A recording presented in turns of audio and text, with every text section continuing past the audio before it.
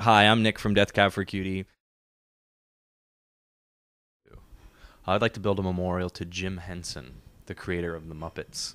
Um, I I grew up loving, and I still love the Muppets. So when he passed away, I was really sad that I wasn't going to get his creative mind and genius in the world any longer. So I would build a big memorial to him, huge. It's big in the biggest one in the world. I think sometimes the most beautiful place on earth is falling asleep in my bedroom at home in Seattle with the windows open and a breeze kind of blowing through the curtains on a nice kind of not too cold but not too warm day. That's the most beautiful place on the earth. Taking a nap like that sounds great right now.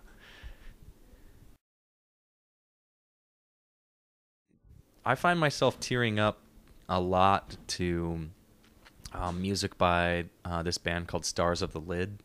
They write and make this sort of really very beautiful, sublime music that just sort of sounds like a soundtrack to some kind of sad, lonely movie most of the time. So Stars of the Lid definitely really make me well up. What film makes me cry? I cry almost every time at the end of Eternal Sunshine of the Spotless Mind.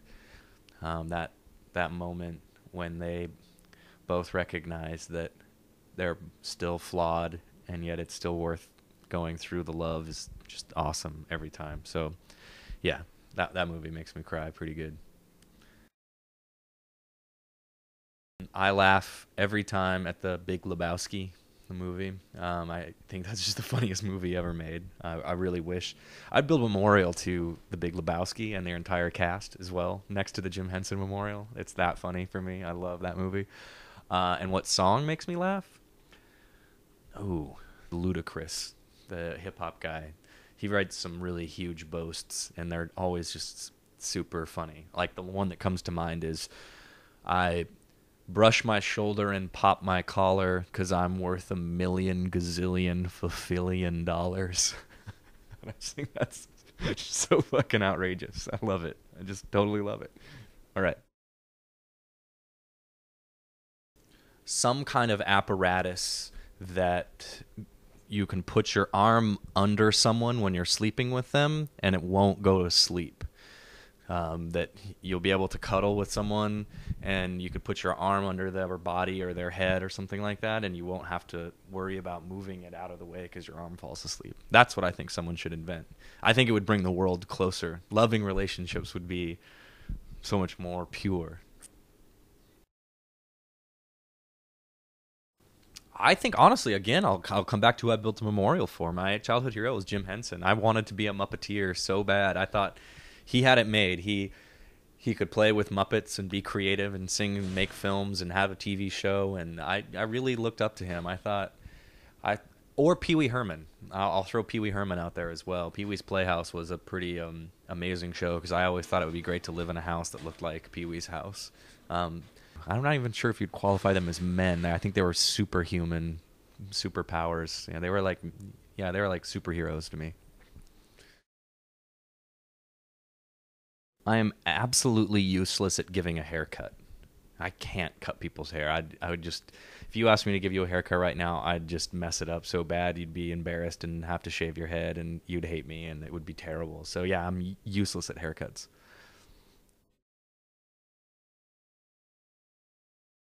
I don't know. I'm good at so many things. I don't know what I'm good at. I'm a really good friend. I'd like to be a professional friend. I think I'm a really dependable person, and I think I'm a really good. I'd be really good as a. Someone could hire me to be their friend. That would be great.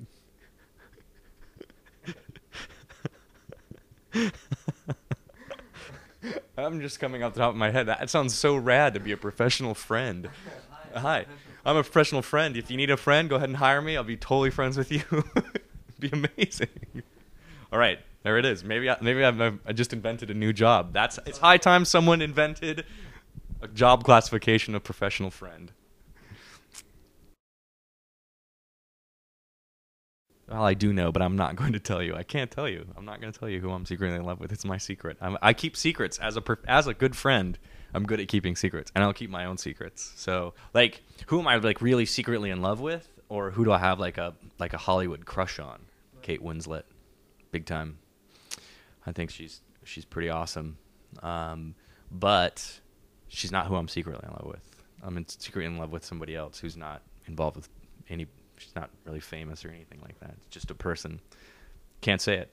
I'm pining for this person. I feel like if I said it, I'll jinx it. So I'm hoping that it'll happen. We'll be in love together someday or something. Okay, next question.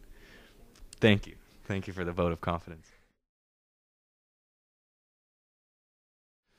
I don't know. I don't find myself idolizing things very often. You know, I look up to people and I draw a lot of inspiration and respect from, and have a lot of respect for people that make things or create things that impact my life. But I don't put them on some kind of pedestal of worship that I feel like is untouchable. I just respect them for what they've been able to make, and it goes about as far as that, really. As a fan, the best festival I ever went to was the very, very first Lollapalooza tour in 1993. I just thought that was the coolest. It was the first time like a touring festival of all of these bands was really like came together in the States for sure. It was awesome. I mean, I saw Jane's Addiction, and I saw, Henry Rollins and Fishbone, and a lot of these bands I would have never got a chance to see where I live. So that was great. As a player, I think my favorite festival ever was. I think my most favorite festival was a festival that we played in Malmo, the Accelerator Festival we played in Malmo, Sweden, in 2006. Yeah, at the same time we were up. There was just it was great. It was in the summertime, so the sun doesn't really go down until really late in Sweden. There were a lot of our friends' bands playing on this festival. That's where I met Jack White. It was Rock on Tours and us. We saw Jenny Lewis and the Watson Twins there, and backstage was really fun. We were just hanging out till late at night because the sun was up, and drinking beers and talking and having a great time. That was a fun festival for sure. I need to be better, a little more tidy, I think, overall. I can be kind of sloppy at times. I'm really afraid of more war. George W. Bush, definitely. I think he's just a horrible person and a terrible leader. Terrible leader. Are you kidding me? We were in good shape 8 years ago in the States. Economically, socially, globally, pretty good shape. He destroyed it, wrecked it all. I hope history is not kind to that man.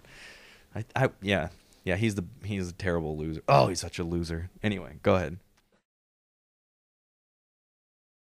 Him not being in office this fall, absolutely. I am most looking forward to Barack Obama as our president. I really think that would be a really good thing for the world and for our country right now. So yeah, I'm just going to go ahead and say that right now. That's a pretty easy answer.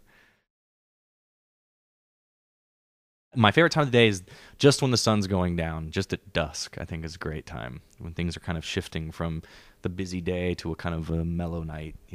That's my favorite time of the day.